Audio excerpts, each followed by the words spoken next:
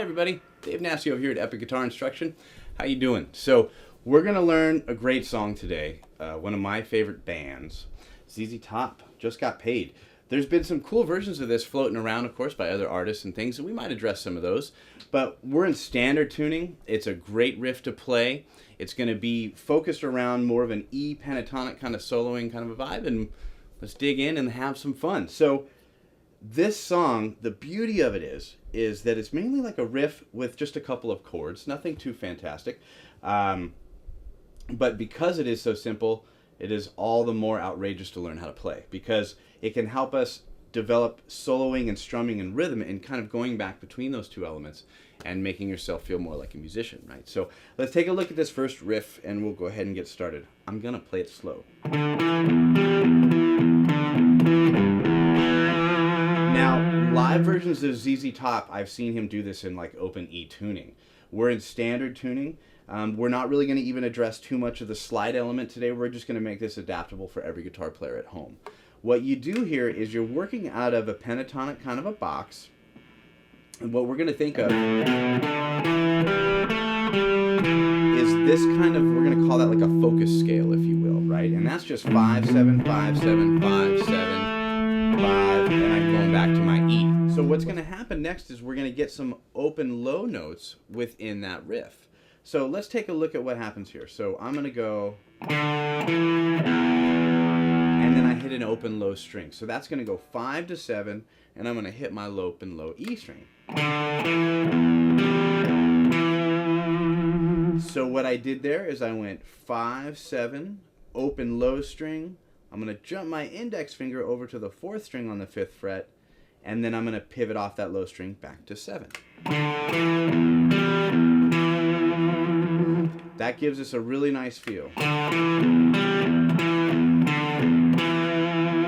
you can see as we keep building the riff in pieces, we're going to keep pivoting off this low string, but we're staying right in the fret space of 5 to 7.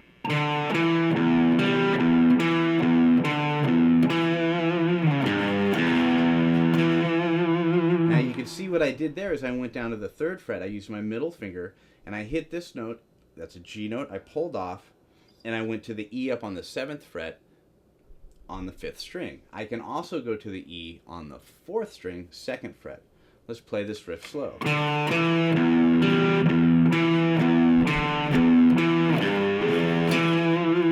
going to turn my body so you can see my picking. I think that's pretty important to think about. You know, you can do this with down strumming. You can do this with up and down strumming. There's a lot of options. You can do hybrid picking. We don't need to get too technical. I will show you the way that I prefer to play this. I like to pivot between this down and up kind of motion. I feel that it's a little bit more economical for me to play that way, and it gets a better tone. I can ring out some of my notes. Now, when you have a riff like this,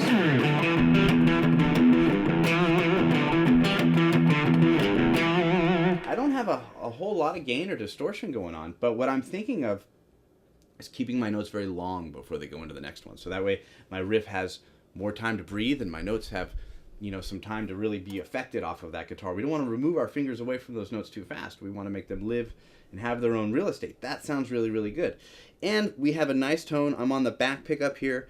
I think it's better to play this in a back pickup position than in a front pickup position. I think you'll get a better result. As well as my tone and everything is kind of wide open, and I'm on a telly. You can hear some noise, and it's just all fun, right?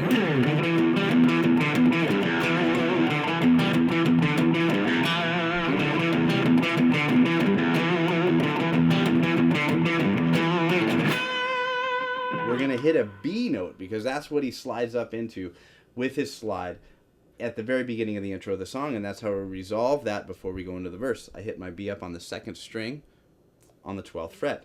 Let's go into the verse part. Really, really simple. So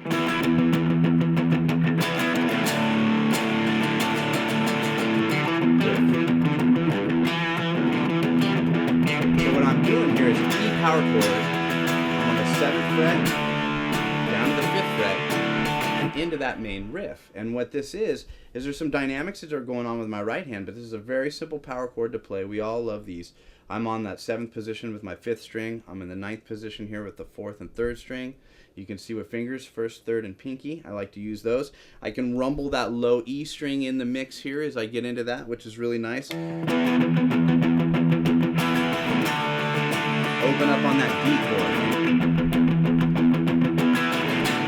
Now notice if I cross strum, I'm going to hang on this longer. Classic rock kind of 101 stuff, right? If I'm doing down pick, it has a different effect. It's cool, still totally acceptable. It's all at your own leisure. This, I kind of tend to gravitate to that low string as I'm going back and forth, and I use these other notes with an up pick to get a full sound as I'm, if I was to be singing it. Open up on that D.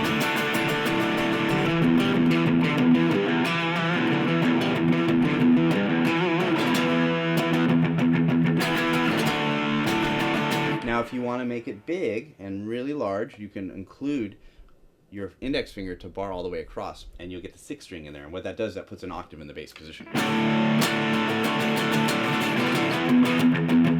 So, simple rock stuff between a D and an E power chord.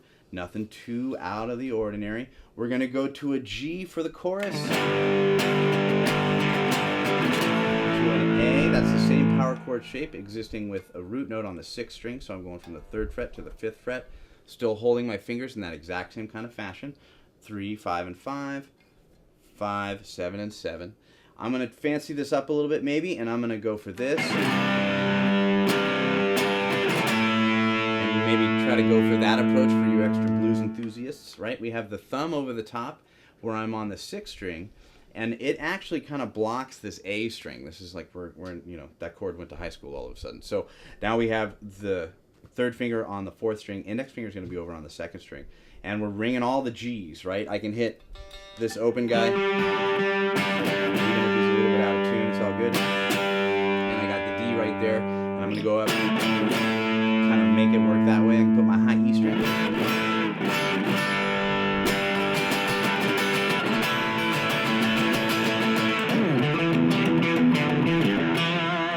Bonamassa rocks this version out pretty heavy, right? We've seen that on the internet floating around if we're fans of blues guitar for sure.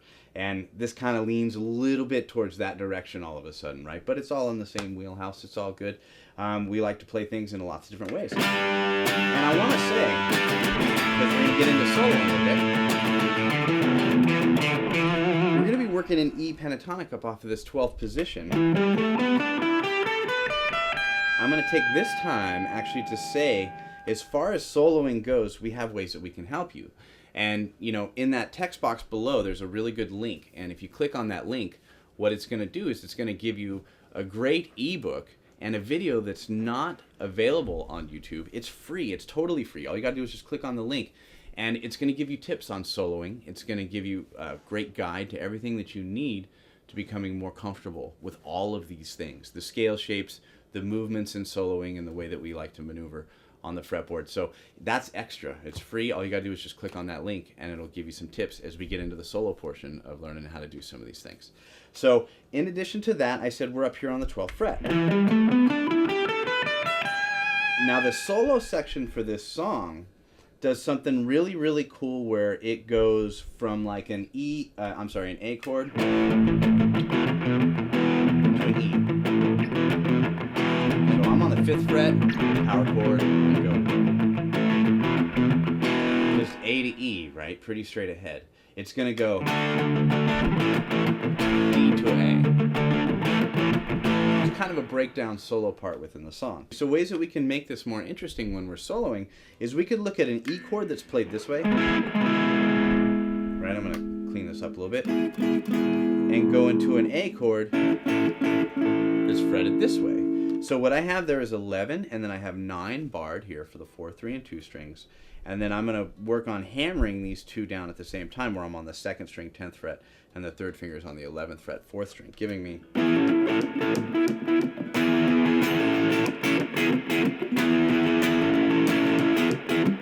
kind of a little bit bit of a fun way to play off of that. Now, what's really cool about this scale shape is that if I just put my pinky where my first finger is, it'll work as well in a major format. Again, that link will help you clear any of that kind of confusion up, but I can play over this and I can do the same thing.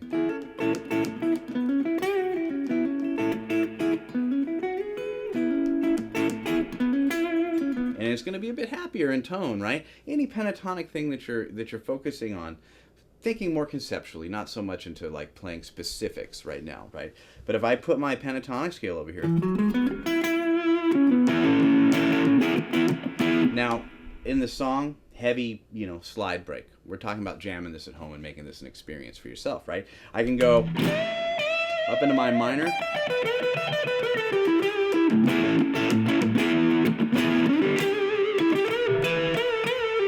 Kind of lick, better examples, coming further, but anything that works in that kind of a vein, and it sounds great, and we can think of an arrangement of how to play this. So what I'm going to do is I'm going to play the riff, I'm going to play a verse section, I'm going to go into the G to the A, and I'm going to go into this, and I'm just going to briefly kind of play this for you in a way that I think might be a good arrangement for you to do this at home.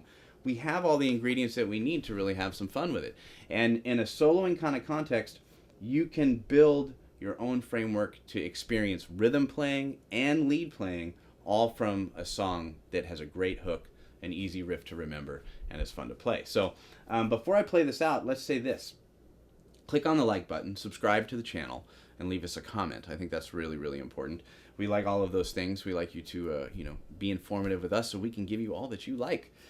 Give us suggestions of songs to play, solos to learn, offer up some challenges, call me out on something. I'm into it. We're all about it. So I appreciate it. Epic Guitar Instruction. I'm going to jam through this a little bit, and this can be kind of an arrangement or a template that you can use to go ahead and play this song. And I appreciate it, and I'll see you next time.